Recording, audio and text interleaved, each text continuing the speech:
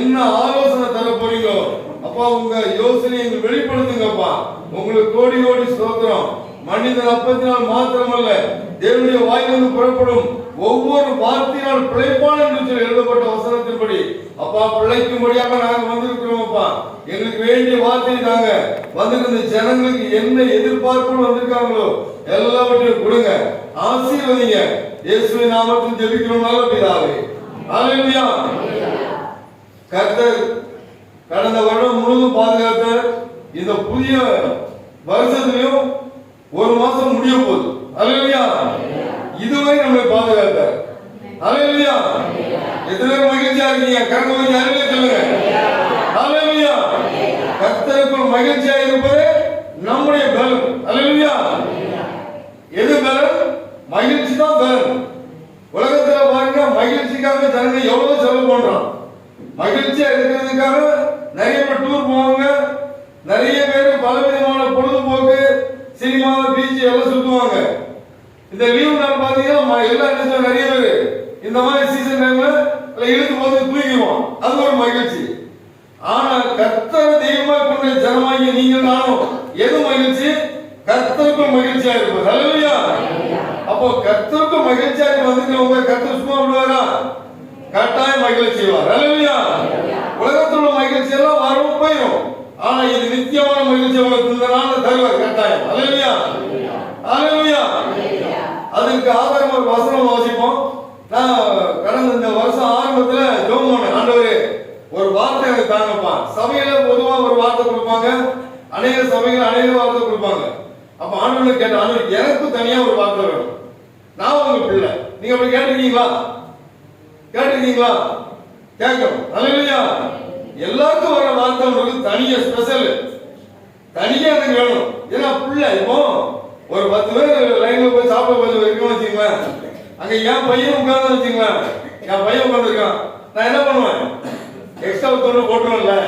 நீங்க பொண்ணு போட மாட்டீங்களா? அவங்க பிள்ளைக்கு போடுவீங்கல்ல, ஆட்டோமேட்டிக்கா அவனுக்கு கொஞ்சம் எக்ஸ்ட்ரா கேசரி வைடா, அவன் ரொம்ப விரும்பி சாப்பிடுவான். வைப்போமா? கறி சிக்கன் 65 அவன் எலும்புலாம் கிடைக்க மாட்டேன், சதையை போட்டு போடுவான். அப்ப ஆண்டோட பிள்ளைகள் எல்லாருக்கும் நமக்கு ஸ்பெஷலா தருவார். ஹல்லேலூயா. அப்ப தரதை கேட்க நீங்க. அப்ப நான் கேட்ட, ஆண்டவரே எனக்கு ஒரு வார்த்தை கொடுக்குமான்னு சொன்னா ஆண்டு சொன்னாரு, நான் பெருகவே பெருக செய்வோம் அப்படின்னாரு. ஹல்லேலூயா. பெருக செய்வோம் அப்படின்னாரு. என்ன ஆண்டவரே எல்லாம் பெரியதுல இருக்க, என்ன குறை எல்லாம் கொடுத்துருக்கீங்களா? இல்ல, இன்னும் ஒண்ணு பெருக வைப்போம் அப்படின்னாரு. ஹல்லேலூயா. அப்ப அந்த வசனத்தை வச்சுதான் ஒரு செய்தி எனக்கு கொடுத்தாரு. அதான் உங்களுக்கு பகிர்ந்து கொள்ள போறேன். ஹல்லேலூயா. வசனம் வாசிப்போமா? எபிரேயர் 6:14. எபிரேயர் 6:14 வாசிங்க. இது யாருக்கு கொடுக்கப்பட்ட வார்த்தை அப்படின்னா ஆபிரகாமுக்கு கர்த்தர் கொடுத்த வார்த்தை. ஹல்லேலூயா. உங்களுக்கு அதே வார்த்தை தர்றாரு. உங்களே இந்த வசனத்தின்படி ஆசீர்வதிப்பார் இந்த மாதத்தில். ஹல்லேலூயா. வர்ற நாட்கள்ல இந்த வசனத்தின் மூலம் ஆசீர்வதிப்பார். எத்தனை பேர் ஹல்லேலூயா சொல்ல போறீங்க? அந்த வசனத்தை இப்ப நம்ம வாசிக்க பார்ப்போம். நிச்சயமாக நான் உன்னை ஆசீர்வதிக்கவே ஆசீர்வதித்து உன்னை பெருகவே பெருக பண்ணுவார். ஹல்லேலூயா. ஆண்டவர் சொல்றாரு உன்னை பெருகவே பெருக பண்ணுவார். செய்வாரா செய்ய மாட்டாரா? ஆனா எல்லாத்துக்கும் ஒரு கண்டிஷன் வச்சிருப்பார். ஹல்லேலூயா. இப்ப உலகத்துல ஒரு வேலைக்கு போறோம்னு வச்சுங்க, அவன் என்ன கேட்பான்? என்ன படிச்சிருக்க, என்ன படிச்சிருக்கிற, உனக்கு என்ன தகுதி இருக்குது, என்ன அனுபவம் இருக்குது, எல்லாம் கேட்பான். எல்லாம் கேட்பான். எந்த காலேஜ்ல படிச்சா அதெல்லாம் கேட்பான். எனக்கு நான் போனது இல்ல. அப்ப இந்த காலேஜ்னா உங்க காலேஜா, ஓகே சேர்த்து. இந்த காலேஜா இது கொஞ்சம் லோ, அப்ப வேண்டாம், இப்படிலாம் சொல்லுவாங்க, கேள்விப்பட்டிருக்கேன். ஆனா எல்லாம் இந்த உலகத்துல எல்லாம் இப்படிதான் சொல்லுவாங்க. உனக்கு என்ன தகுதி இருக்குன்னு தான் பார்ப்பாங்க. ஆனா கர்த்தருடைய பிள்ளைகளுக்கு கர்த்தர் எதிர்பார்க்கிற ஒரே ஒரு தகுதி தெரியுமா?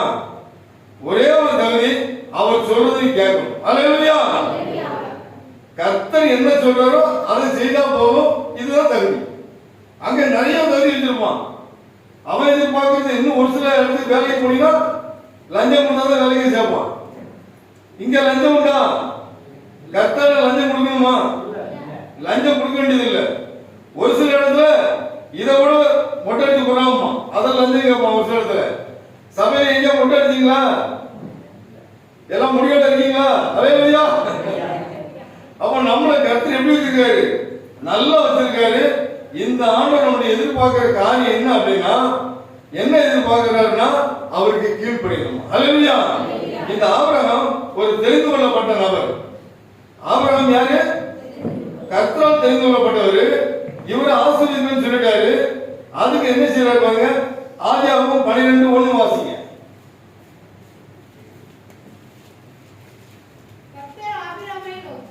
ஆபிரகாமை நோக்கி நீ உன் தேசத்தையும் உன் இனத்தையும் தகப்பனுடைய வீட்டையும் புறப்பட்டு நான் உனக்கு காண்பிக்கும் தேசத்துக்கு போ. அல்லேலூயா. என்னையா இது? ஆசீர்வதிப்பேன்னு சொல்லிட்டு இருக்கிறதெல்லாம் விட்டு போய் சொல்றாரு. ஆச்சரியமா இருக்குல்ல? இன்னைக்கு நம்ம எல்லாம் என்ன நினைப்போம், நான் இங்கே இருப்பேன், நான் அப்படியே இருப்பேன், அதுக்கு மேல ஆசீர்வாதம் வந்து உட்காரணும் அப்படின்னு நம்ம ஆசைப்படுவோம். அப்படிதான் ஆசைப்படுவோம். எங்க இருக்கணும் அங்கே இருப்பேன் அப்படிதான் நம்ம நினைப்போம். என்ன செய்வோம்? ஒரு சில பேர் பாருங்க, தண்ணி அடிக்கிறதா இருப்பான், அவனும் கடவுள் ஓடுறான்.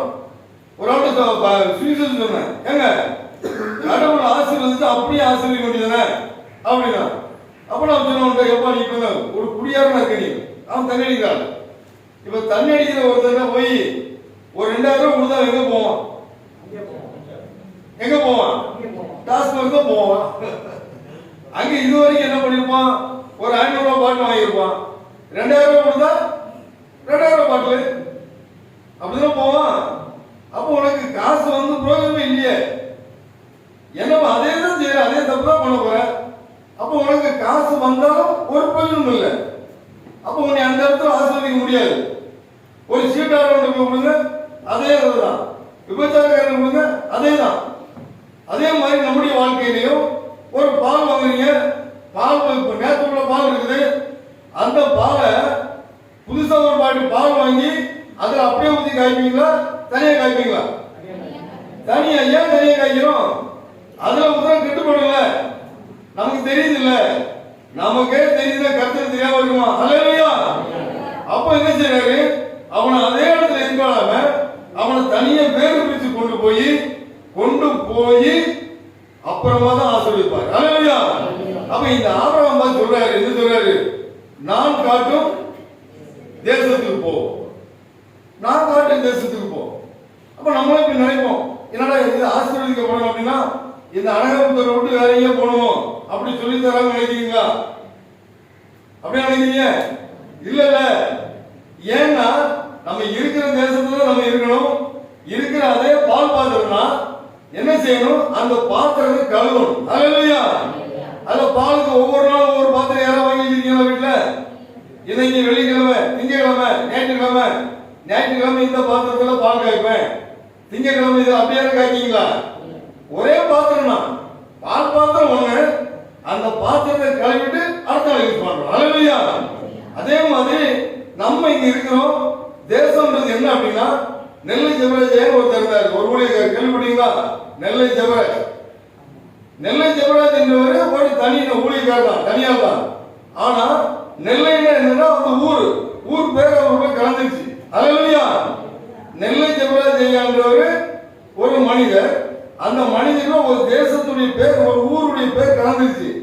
அதே மாதிரி நம்முடைய வாழ்க்கையில நமக்குள்ளே அநேக காரியங்கள் கலந்து இருக்கும். எப்படி? அந்த ஒரு பேருக்குள்ள ஒரு ஊர் கலந்த மாதிரி. வாழப்பாடி ராமமூர்த்தின்னு ஒரு அரசியல்வாதி இருந்தார். அவர் பேர் யாரு? அவர் பேர் ராமமூர்த்தி மட்டும்தான். ஆனா அவர் பேர் பார்த்தீங்கன்னா கலந்துருச்சுல, என்ன கலந்துருச்சு? வாழப்பாடி கலந்துருச்சு. அதே மாதிரி நம்முடைய வாழ்க்கையிலையும் நம்ம இருக்கிற இந்த தேசத்திலையும் இந்த ஊர்லயும் இங்கேயே நமக்கு என்னன்னா நம்ம பேர் உள்ளேயே ஒரு தேசம் கலந்துருச்சுல. இப்ப நமக்கு இருக்கிறோம். நீங்க இதுவே நீங்க டெல்லி பண்ணி வச்சீங்க, என்ன சொல்லுமா, தமிழ்நாட்டுக்காரனுமா கேள்விப்பட்டிருக்கீங்களா? இது எங்க இருந்தா தமிழ்நாட்டுக்காரன் பேர் கூட வராது. முதல்ல தமிழ்ல பேசணும்னு தமிழ் பேசுறானே தமிழ்நாட்டுக்காரனும் அப்படிதான் கேட்பாங்க. அதே மாதிரி நம்ம எந்த தேசம் எங்க இருக்கிறோமோ அங்க உள்ள கலந்த மாதிரி இங்கே நம்முடைய வாழ்க்கையில அநேக காரியங்கள் கலந்து இருக்கும். அல்லேலூயா. உள்ள கலந்து இருக்கும், வெளியே தெரியாது. அப்ப கர்த்தர் சொல்றாரு, தேசத்தோடு வெளியே வா. அல்லேலூயா. நான் காட்டுற தேசத்துக்கு வா. அப்ப நமக்குள்ள என்ன இருக்குது, நமக்குள்ள என்னெல்லாம் இருக்குன்னு பார்ப்போமா? அதான் அந்த வசனம் வாசிங்க, யாக்கோபு 4:6 வாசிங்க. நமக்கு உள்ள என்ன இருக்குன்னு பாருங்க. இந்த தேசத்துக்குள்ள என்னென்ன காரியம் இருக்குன்னு பாருங்க. முதல் காரியம் வாசிங்க, யாக்கோபு 4:6. அவர் அதிகமான கிருபையை அளிக்கிறாரோ, அவர் அதிகமான கிருபை அளிக்கிறார். ஆதலால் தேவன் பெருமை உள்ளவர்களுக்கு எதிர்த்து நிற்கிறார், பெருமை உள்ளவர்களுக்கு எதிர்த்து நிற்கிறார், தாழ்மை உள்ளவர்களுக்கோ கிருபை அளிக்கிறார், தாழ்மை உள்ளவர்களுக்கு கிருபை அளிக்கிறார். அல்லேலூயா. அப்ப நமக்குள்ள இருக்கிற பெருமை, கர்த்தர் ரொம்ப அருவருக்கிற காரியம் தெரியுமா? ரொம்ப அருவருக்கிறது பெருமை. அப்ப இந்த தேசத்துக்குள்ள கர்த்தர் என்ன இருக்க கூடாதுன்னு சொல்றாரு, இது எதை கடந்து வரணும், கடந்து போகணும்னு சொல்றாருன்னா பெருமையை கடந்து போகணுன்றார். அல்லேலூயா. ஏன்னா பெருமை உள்ளவனுக்கு அவர் எதிர்த்து நிற்கிறார். இந்த ஆபிரகாம் ஆசீர்வதிக்கப்படுறதுக்கு, அவர் பெருக செய்யறதுக்கு எது தடையா வந்துடக்கூடாது, ஒரு பெருமை வந்துடக்கூடாது. அதனால கர்த்தர் சொல்றாரு, என்ன சொல்றாரு, நான் காட்டும் தேசத்துக்கு போ, இருக்கிற இடத்த விட்டு காலி பண்ணு. உனக்குள்ள இந்த குணம் இருக்கக்கூடாது, இந்த பெருமை இருக்கக்கூடாது. அதனால என்ன செய்யணும், இதை விட்டு போன்றாரு. இந்த பெருமையால வர காரியம், இந்த பெருமை இல்லையா, இது ஆட்டோமேட்டிக்கா ஒரு மனுஷனுக்குள்ள ஏறும். பெருமை எப்படின்னா, ஒரு தனி பெருமை எல்லா விதம் நிறைய அதுல கேட்டகரி, நிறைய வகைகள் வரும். ஒரு சில பேர் பாத்தீங்கன்னா படிப்பு குறித்து பெருமையா இருப்பாங்க. படிப்பு, நான் படித்த படிப்பு. இந்த பவுல் பாருங்க, நல்ல படித்தவர், நல்ல அறிவாளி. அவர் என்ன சொல்றாரு பாருங்க, பிலிப்பியர் 3:11 வாசித்து பார்ப்போம். படிப்பு, ஒரு படிப்புல பெரிய நல்ல அறிவாளியா இருப்பான். அவங்க சொல்ற வார்த்தை பாருங்க இருப்பாங்க. அதை குறித்து மேன்மை பாராட்டுவாங்க. நான் இந்த பட்டம் வாங்கியிருக்கேன், இந்த பதவியில இருக்கிறேன், இப்படி பதவியை குறித்து பேசுவாங்க. பிலிப்பியர் 3:11. அவருக்காக எல்லாவற்றையும் நஷ்டம் என்று விட்டேன். அல்லேலூயா. பவுல் சொல்றாரு, படிப்பு, அறிவு எல்லாமே தரம் அதிகம் உள்ளவர். அவர் சொல்றாரு நஷ்டம், குப்பை எல்லாத்தையும் விட்டுட்டாரு. ஆனா இன்னைக்கும் ஒரு சில பேர் படிப்பை குறிச்சு என்ன படிப்புன்னு கேட்டா போதும், அவன் படிச்ச படிப்பு பேரெல்லாம் சொல்லுவான். பேர் மட்டும் எழுத சொன்னா போதும், அவர் படிச்ச படிப்பு எல்லாம். அது யாரா கேட்டாங்களா, இப்ப உங்க பேர் என்னன்னு கேட்டா எல்லாம் நீங்க என்ன சொல்லுவீங்க, நீங்க என்ன சொல்லுவீங்க, நீங்க பேர மட்டும் சொல்லுவீங்க. இவன் பாருங்க, நான் ஐபிஎஸ் இதெல்லாம் இழுத்துப்பான், நிறைய பேர் இல்ல இருந்தவங்க எல்லாம் இழுத்துப்பான், இப்படி எல்லாம் நினைச்சோம் இழுப்பான். ஆனா இந்த பவுல் பாருங்க, அதை விட்டுட்டு. ஒரு சில பேர் பாருங்க அழகா இருப்பான், அழகை குறிச்சு மேன்மை. ஏன் அழகு என்ன தெரியுமா, அழகு அப்படி இப்படி அது பெருமையை நம்ம பேசிட்டு இருப்பாங்க. உள்ள பாத்தீங்கன்னா ஏகப்பட்ட பிரச்சனை இருக்கும். நான் சமீபத்தில் ஒரு 3 நாளைக்கு முன்னாடி ஒரு பிள்ளை வந்தா கிடைக்கும், ஆளை பார்த்தா அழகா இருக்கிறா. சரி, இப்போ அவளுக்கு தான் நம்ம சுவிசேஷம் சொல்லி நம்ம சொல்லணும்னு சொல்லி ஆரம்பிச்ச உடனே அவன் அழகப்பட்டு அப்படி ஒரு மாதிரி பண்றான். ரொம்ப தன்னை பெரிய மேன்மையா இருக்கிற மாதிரி நினைச்சிட்டு இருக்கா. அப்படியே பேசிட்டே வர்ற பாருங்க, பசங்க லைட்டா அப்படி சுவிசேஷத்தை கொண்டு ஏச கொண்டு விட்டுட்டே இருந்த பாருங்க. டக்குன்னு அவளே கேட்டா, அப்படியா ஏசு இதெல்லாம் செய்வாரா? ஆமா, என்னன்னு கேட்டா அவ சொல்றான், நான் பார்க்கதாங்க அழகா இருக்கிறேன். உள்ள பாத்தீங்கன்னா மூளையில இருந்து வர நரம்புல ஏதோ அடைப்பு வந்ததுனால ஒரு பக்கம் ஸ்ட்ரோக் ஆகி போச்சு. அதை நாங்க போய் ஆஸ்பத்திரியில் போய் ஸ்கேன் பண்ணி பார்த்தா, உள்ள பார்த்தா ஹார்ட்ல வேற இப்போ ஏதோ அடைப்பா இருக்கிற மாதிரி தெரியுது, நெஞ்சு வலிக்குதுன்னு சொல்லி போனா ஹார்ட்ல ஏதாவது அடைப்பு இருக்கும், அதுக்கு ஒரு ஆன்ஜியோ பண்ணி பார்க்கணும், அப்புறம் நிறைய ட்ரீட்மெண்ட் எடுக்கணும்னு சொல்லி எல்லாம் சொல்லியிருக்கான். இந்த பிள்ளை கல்யாணம் ஆயிடுச்சு. கல்யாணம் ஆகணும்னா புருஷங்கார என்ன எதிர்பார்ப்பான், அவன் எதிர்பார்த்த விஷயங்கள் எதுவுமே அவனால அனுபவிக்க முடியல. அதிக அளவில் எதிர்பார்த்து வந்தவனுக்கு அனுபவிக்கவே முடியல. இவன் என்ன பண்றா, இப்போ ஐயோ நம்ம புருஷன் விட்டு போயிடும் உங்களுக்கு அப்படி எல்லா விதத்திலும் ஒத்துழைப்பு கொடுத்தா முடிஞ்ச வரைக்கும் அனுபவிச்சு முடிச்சு இன்னும் பாத்தீங்கன்னா அவனுக்கு தெரியாம நகையெல்லாம் எடுத்து வீட்டுக்கு கொண்டு போய் வேற இடத்துல கொடுத்து அனுப்பிச்சிடும். 30,000 நகை காலி பண்ணிட்டு கடைக்கு வரும்போது கதை இன்னொரு கம்மல் வாங்கி நிற்கிறான். அப்பதான் ஆரம்பிக்கிற அந்த விஷயத்த. என்னம்மா இதை போய் என்ன வாங்குறேன்னு கேட்கல, எனக்கு இந்த மாதிரி ஒரு டிசைன் கம்மல் கேட்கும்போது என்னன்னு கேட்கும்போது என் புருஷனார் கொண்டு போயிட்டாங்க. ஏமா சின்ன பிள்ளை மாதிரி இருக்கே அப்படிங்கும் போது தான் இவ்வளவு விஷயம் வெளியே வருது. என்ன சொல்றேன்னா அழகா இருக்குன்னு வெளியே பார்க்குற அழகா இருக்கு உள்ள எவ்வளவோ பிரச்சனை. அல்லையா? அப்ப இதை குறித்து ஒருத்தர் மேன்மை பாராட்ட ஒண்ணுமே கிடையாது, ஒண்ணுமே கிடையாது. அப்புறம் கடைசியில சர்ச் அட்ரஸ் எல்லாம் கொடுத்து விட்டேன்.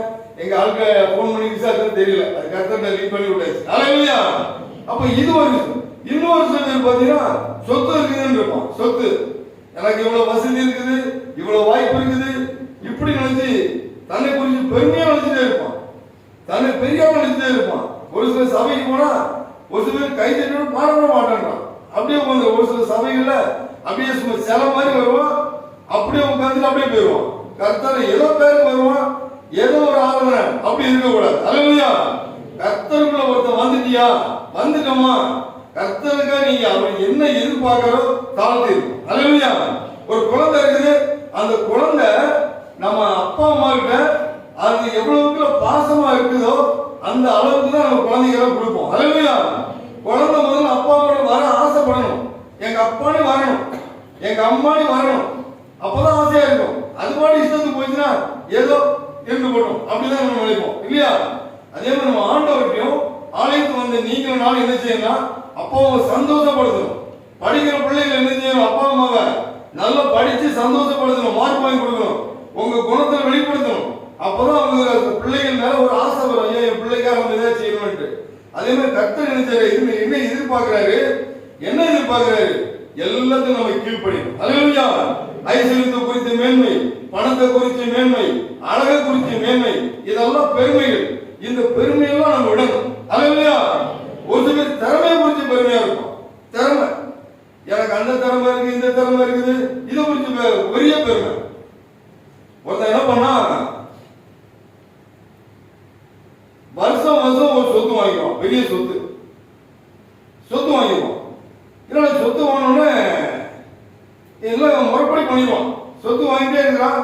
ஆனா அவன் தொழில் கிடையாது, அரசியல்வாதி கிடையாது, தொழில் இல்ல, அரசியல்வாதி இல்ல, ஆபீசரும் கிடையாது, எதுவுமே இல்ல. ஆனா அவன் வந்து சொத்து வாங்குவான், பெரிய பெரிய சொத்து. உடனே இதே என்ன பண்ணா டெல்லியில இருந்து 2 அதிகாரி கவனிக்கிறான். என்னடா இது, தமிழ்நாட்டில் உள்ள ஒருத்தர் தான் வாங்குறான், இது என்னடா இவன் மட்டும் எப்படி சொத்து வாங்கிட்டே இருக்கிறான், இவன் என்ன பண்றான் அப்படின்னு சொல்லி அவனை விசாரிக்கிறதுக்கு டெல்லியில இருந்து 2 பேரும் அனுப்பி விட்டாங்க இங்க தமிழ்நாட்டுக்கு. வந்து நேரம் அவங்க ஒரு கிராமத்துக்குள்ள போனான். போய் பார்த்து அவங்க ஒரு கண்ணாடி கூலிங் கிளாஸ் போட்டுட்டு ஒரு சாதாரண பேண்ட் ஷர்ட் போட்டு பெரிய வீட்டில் உட்காந்துருக்கான். சார் நீங்க யாரு, நான் டெல்லியில இருந்து அனுப்பி விட்டாங்க உன்னைய போட்டு விசாரிக்கிறதுக்காக, உன் பேர் என்னன்னு கேட்டாங்க. கேட்டா அவன் பேர் குமாருன்ட்டான். நான் தான் குமாருங்க, நான் தான் இந்த ஆளு அப்படின்ட்டான். உடனே எப்பா நீ வந்து வருஷம் வருஷம் சொத்து வாங்குற, கணக்கெல்லாம் கரெக்டாக கொடுத்துற, வருமான வரி கரெக்டாக கட்டிடுற, நீ என்ன தொழில் பண்றன்னு கேட்டான். தொழில் பண்றியா, நீ என்னையா பண்ற அப்படின்னா, சார் நான் ஒண்ணுமே பண்ணல சார், ஒரே ஒரு வேலை செய்யறேன், பந்தயம் கட்டுவேன் சார், இது மட்டும் தான் என் தொழில் அப்படின்னா. என்ன தொழில்? பந்தயம் கட்டுவேன் சார், இது மட்டும் தான் தெரியும் எனக்கு, இதுல தான் சம்பாதிச்சா அப்படின்னா. உடனே அதிகாரி கேட்டான், யோ பந்தயம் கட்டி எப்படியா சம்பாதிக்க முடியும், இன்னும் எப்படியா முடியும் அப்படின்னு. இல்லை சார் நான் பந்தயம் தான் கட்டுவேன் சார், வேற எனக்கு ஒண்ணுமே தெரியாது அப்படின்ட்டான். உடனே அவன் சொன்னா, சார் நீங்க வந்துருக்கீங்கல்ல, நம்ம நீங்க ஒரு பந்தயம் ஒன்று சொல்லுங்க சார், கட்டிடுவோம் அப்படின்ட்டான். உடனே இவன் சொன்னா, நம்ம தமிழ்நாடு சொன்னா, சார் நானே ஒரு பந்தயம் சொல்றேன், நான் வந்து என் பல்லால மூக்கு கடிச்சிடும் அப்படின்னு. எது பல்லால மூக்கு கடிக்க முடியுமா? முடியாதுல்ல. அவன் சொன்னா என் பல்லால என் மூக்கு கடிச்சிடும் அப்படின்னா. உடனே அவன் சொன்னா அதிகாரி ஒரு அதிகாரி சொன்னா முடியாதுன்னு. அப்ப எவ்வளவு பந்தயம் கட்டுற, இந்த இவ்வளவு பந்தயம் கட்டுற வச்சுட்டு அவன் கொண்டு வந்து கலச வச்சான், டேபிள் வச்சான். உடனே இதை பார்த்து இவனும் வச்சான் டேபிள்ல. இவன் நம்ம என்ன பண்ண தெரியுமா, ஒண்ணும் பண்ணல, பல்செட்டை காட்டி மூக்க கடிச்சான். பல்செட்டை காட்டினா மூக்க கடிச்சான். உடனே அந்த அதிகாரி தலையை கடிச்சான். ஆனா பாவி இப்படி கடிச்சு ஜெயிச்சான் அப்படின்ட்டு அடுத்த ஆள் திரும்பினான். சார் உங்கள்கிட்ட பந்தயம் கட்டுவோம் அப்படின்னா. அவன் என்ன பந்தயம் கட்ட போறான்னா, என் பல்லால என் கண்ணை கடிப்பேன் அப்படின்னா. உடனே அவன் சொன்னான், யோ பல்லால கண்ணை கட்டும் சொல்லி பல்செட்டை கட்டி கண்ணை கடிக்க கூடாது அப்படின்ட்டான். சரி சார் அப்படின்ட்டான். உடனே போட்டி ஆரம்பமாயிடுச்சு. நம்ம தமிழ்நாடு என்ன பண்ண தெரியுமா, கண்ணாடி காட்டினா உள்ள இருந்து ஒரு கண்ணு எடுத்தான், அது டூப்ளிகேட் கண்ணு, ஒரிஜினல் ஒரு கண்ணு அவனுக்கு ஒண்ணுதான், ஒரு கண்ணை பிடிங்கி பல்லத்து கடிச்சிட்டான். இப்ப என்னாச்சு? கடிச்சாச்சா? அவனும் காசை வச்சான். இப்ப அடுத்து ஆளுந்தான் தமிழ்நாடுக்காரன், சார் இன்னொரு பந்தயம் கட்டுவோமா? அவர் 2 பேரும் சொன்னா, எப்ப குழந்தை லாசரம் ஓட்டு கொடுத்துட்டோம், எங்களுக்கு வேற காசு இல்லை, நாங்க ஊருக்கு போறதா காசு இருக்குது, நாங்க போயிடுறோம் அப்படின்ட்டான். உடனே 2 அதிகாரி நேரா போய் டெல்லியில் போய் சொல்லிட்டான், எப்பா தமிழ்நாட்டுக்காரன் போனோம், அவன் எங்கிட்ட காசை முடிவு விட்டான், என்னன்னு கேட்டா இப்படி பந்தயம் கண்டிதான் சம்பாதிக்கணும்னு சொல்லிட்டான். உடனே அந்த அதிகாரி கோவம் வந்துச்சு. யாரு? சென்ட்ரல் அதிகாரி பெரியவர், அவர் பெரியவர் கோவம் வந்துச்சு. ஓ உங்களை அனுப்பி விட ஏன் சொதவிட்டு வந்து துட்டு விட்டு வந்து நீங்க சின்ன பிள்ளை மாதிரி அப்படின்னு சொன்னான். ஓ இந்தியாவில் உள்ள எல்லா அதிகாரியும் கூப்பிடியா, உங்களுக்கு நானே ட்ரைனிங் எடுத்துறேன், எப்படி நானே உங்களுக்கு ட்ரைனிங் சொல்லி தரையா, எல்லா அதிகாரியும் கூப்பிடு அப்படின்னு அந்த 2 பேரும் சேர்ந்து எல்லா அதிகாரிகளுக்கு போன் பண்ணி வர வச்சான். வர வச்சு இந்த தமிழ்நாட்டுக்காரர் அவனை ஏமாத்துற மாதிரி அவனையும் கூப்பிடு, அவனை நான் விட மாட்டேன்னு பயங்கர கோவம் வந்துட்டாரு. கோவம் வந்தோடனே எல்லாரும் கூப்பிட்டாச்சு. ஒரு குறிப்பிட்ட நாள்ல ஒரு 50 அதிகாரி வந்து உட்கார்ந்தாங்க மேல. இது தமிழ்நாட்டுக்காரன் கீழே ஒரு உட்கார்ந்துட்டா இந்த அதிகாரி இன்னைக்கு வர கிளாஸ் எடுக்கிறது. இவங்க எல்லாம் ஏற்கனவே வந்து உட்கார்ந்துச்சு. இந்த அதிகாரி வராரு, ஒரு 5 நிமிஷம் கழிச்சு லேட்டா வராரு. ஏன்னா பெரிய எல்லாம் எப்பவுமே லேட்டா தான் வருவாங்க, அல்லையா? உடனே வராரு. வந்த உடனே எப்பா 5 நிமிஷம் கழிச்சு லேட்டா வராரு. வந்த உடனே எப்பா யாருப்பா இங்க தமிழ்நாட்டு ஆளு? உடனே அவங்க தான் நான் தான் சார் அப்படின்னா. நேரம் வாயா, நீ என்ன நீ எங்க ஆளுங்களையே 2 பேரும் ஏமாத்தி காசை வாங்கிட்ட, நீ பந்தயம் கட்டன்னு சொல்லி ஏமாத்துற, இல்ல நீ ஏதோ தொழில் பண்ற, நீ ஏதோ தப்பு பண்ணி சம்பாதிக்கிறதுனாலதான் நீ பெரிய ஆளாகிற, பணக்காரனா இருக்க, நீ உண்மையை சொல்லிட்டு உனக்கு இப்ப விட்டுற, நீ வீட்டுக்கு போயிடலாம் அப்படின்னு இருக்கான். அவன் சொன்ன, சார் அதெல்லாம் ஒண்ணு இல்லை சார், பந்தயம் கட்டி தான் சார் நான் பணக்காரனா இருக்கேன் அப்படின்னு இருக்கான். அப்போ உடனே இவர் கோவம் வந்துருச்சு. நிஜமா? ஆமா சார் நிஜமா. சார் நீங்க வேணும் ஒரு பந்தயம் கட்டுவோமா, நம்ம 2 பேரும் கட்ட மாட்டேங்கிறோம் மேடையிலே. இப்ப 2 பேரும் நம்ம இருக்கிறோம். அதுதான் இவர்தான் ஆபீசர், நான் வந்து ஊர்ல இருந்து வந்தவன், நம்ம ஊரு சென்னை வந்து பேருக்கு வச்சுங்க. அவர் கேட்கிறாரு பந்தயம் கட்டுவோம், சரிட்டார். உடனே இப்ப என்ன ஆச்சுன்னா பந்தயம் நானே சொல்லணுமா சார் இருக்கு, நானே சொல்லணும்னு ஏன் இப்போ நீ வந்து உங்க ஊர்ல சென்னையில வந்து உன் உடம்ப பற்றி பேசியிருக்க, இங்க ஏன் உடம்ப பற்றி பேசுறா அப்படின்னு. சார் சரி சார் சொல்லிட்டு, சார் உங்க வயிற்றுல வந்து ஒரு 1 ரூபா சைஸ்ல ஒரு தொப்பையில ஒரு மச்சம் ஒண்ணு இருக்கு. என்ன இருக்கு? உங்க தொப்பை வயிற்றுல 1 ரூபா சைஸ்ல மச்சம் இருக்கு சார். உடனே இந்த அதிகாரி கோவம் வந்துச்சு. ஓ என் வயிற்றுல மச்சம் எனக்கு தெரியாதா, நான் டெய்லி வேலை முடிச்சு போய் வயிற்றுலயே தள்ளிட்டு வந்திருக்கேன், அதெல்லாம் இல்லையா அப்படின்ட்டாங்க. சார் இருக்கு சார் அப்படின்னு. அவனுக்கு அதிகாரி கோவம் வந்துச்சு. உடனே என்ன பண்ண தெரியுமா, டையெல்லாம் கட்டிட்டு வந்து மாப்பிளமா இருந்தாருல்ல, உடனே சார் இருக்கு சார் அப்படின்னா இவன் அதிகாரி சொல்ற இல்லன்ற. சரி சார் அப்ப உடனே நீங்க காட்டுங்க சார் அப்படின்ட்டான். உடனே அதிகாரி கோவத்துல டையை காட்டுறாரு, சட்டையை காட்டுறாரு, பனியை காட்டுறாரு, எல்லாம் காட்டிட்டு தொப்பையை காட்டுறாரு. அங்க வந்து மச்சத்தை காணும்.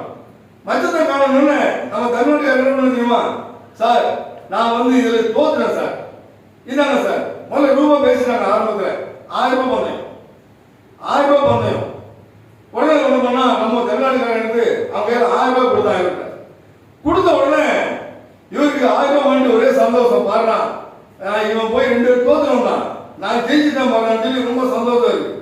சந்தோஷத்துல இருக்கும்போது ஒரு 50 கீழே போனோம் பாத்தீங்களா, அத்தனை பேரும் எழுப்பிட்டான். எழுப்பி எல்லாரும் இந்த கல்யாணத்துல மொய் எழுதுற மாதிரி லைனும் நின்னாங்க. நின்னோடனே இவருக்கு ஒரே சந்தோஷம். பாருனா நம்ம திறமையை பாராட்டி நமக்கு காசு தரங்களை எழுப்பிக்கன்னு சொல்லி இவருக்கு வந்துருக்கு. வந்த எழுப்பினா பாருங்க, லைனா வந்து இந்த ஊர்ல போன பாருங்க, நம்ம ஊர்ல இருந்து போன பாருங்க, அவன்கிட்ட ஒவ்வொருத்தரும் 1000 ரூபாய் கொடுத்துருப்பான். இந்த அதிகாரி கூட அதிர்ச்சியை போச்சு. என்னடா இது, ஜெயிச்சது நான், ஜெயிச்ச மட்டும் கொடுமா எல்லாரும், இவன் தோத்தவன் கொடுக்குறான். அப்பதான் ஒரு அதிகாரி ஒரு ஆட்டை கேட்டான், ஏயா ஜெயிச்சவன் நான், தோத்தவன் போய் ஏன்டா கொடுக்குன்னு கேட்டா, சார் ஒண்ணு இல்லை சார், இந்த ஆளு நீங்க வர்றதுக்கு முன்னாடி எங்க கிட்ட பந்தயம் கட்டிட்டான். எப்படி உங்க அதிகாரி சட்டையை கழட்டி காட்டுற மாதிரி என்ன கேட்டான். எப்படி உங்க அதிகாரி சட்டை கட்டு தொப்பையை காட்ட வைக்கிறேன் பந்தயம் கட்டான்னு கேட்டுங்க. எங்க அதிகாரி டீசென்டான ஆளு, அதெல்லாம் முடியாது நாங்க பேசுறோம். அவன் என்ன பண்ண தெரியுமா, 1000 ரூபாய் பந்தயம் கட்டுன்னு கேட்டான். சரி சொல்லி நான் ஒதுக்கிட்டேன் சார், நீங்க என்ன சார் சின்ன பையன் மாதிரி எல்லாத்தையும் கட்டி போட்டு நீங்க அசிங்கமா இல்லைன்னு கேட்டுருக்கான். யாரு கூப்பிட்டது? அவங்க பந்தயத்துக்கு. கடைசியில் சட்டை கலந்தது யாரு? இதெல்லாம் பேரு திறமை. அவன் சொல்லி அதிகாரி சொல்லிட்டாயோ தமிழ்நாட்டு பக்கம் மட்டும் எவனும் போவாதீங்க, ரொம்ப மோசமா இருக்காங்கன்னு. அல்லேலூயா. அடுத்த எலெக்ஷன் வருது, தமிழ்நாட்டு மக்கள் பார்த்து போடுங்க. டெல்லியில சொல்லிட்டா மோசடி ஆளுன்ட்டு. அல்லேலூயா. இப்படி திறமையை நம்பி நிறைய பேர் இன்னைக்கு இருக்காங்க. திறமை. அடுத்து பாத்தீங்கன்னா இன்னும் படிப்பு, பணம், பணத்தால நான் எல்லாம் சாதிச்சுவேன், இது ஒரு பெருமை. இப்படி எல்லாம் பலவிதமான பெருமைகள் எல்லாம் இருக்கிற இந்த உலகத்துல. அப்ப நம்ம என்னதான் செய்யறது? இது எப்படி நம்ம மேற்கொள்றது? அது வசனம் வாசிப்போமா? யோபு 40:12 வாசி. இந்த பெருமையான காரியத்தை எப்படி ஜெயிக்கிறது? ஒரு வசனம் வாசி. 40:12. பெருமை உள்ளவனை எல்லாம் கவனித்து அவனை பணிய பண்ணி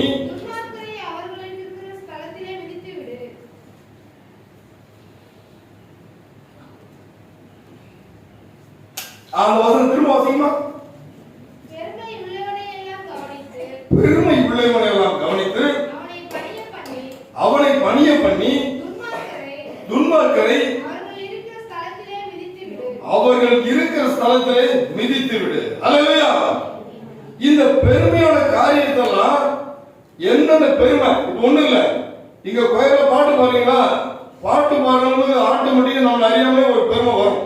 எதுவே வந்து தானே வரும். வந்தாதான் நார்மலான ஆளு. அல்லேலூயா. பைபிள் படிக்க சொல்றோமா, நல்லா படிக்கிறோமா, ஆட்டோமேட்டிக்கா ஒரு பெருமை வரும். நான் தான் நல்லா படிக்கிறேன் அப்படின்னு.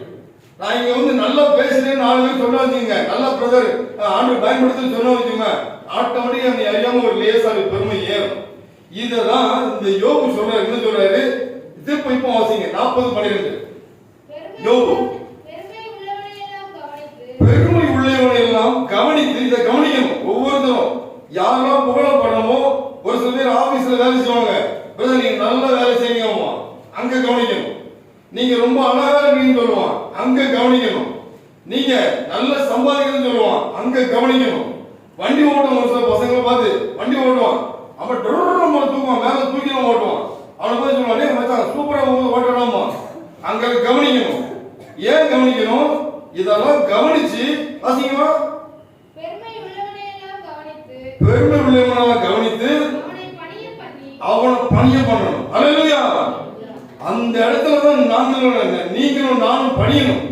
எந்த இடத்துல ஒருத்தவங்களை உயர்த்தி பேசுறானோ, எங்கெல்லாம் தூக்கி பேசுறாங்களோ, அதை எல்லாத்தையுமே கவனித்து பணிய பண்ணி துன்மார்க்கரை இருக்கிற ஸ்தலத்திலே மிதித்துடு. அல்லேலூயா.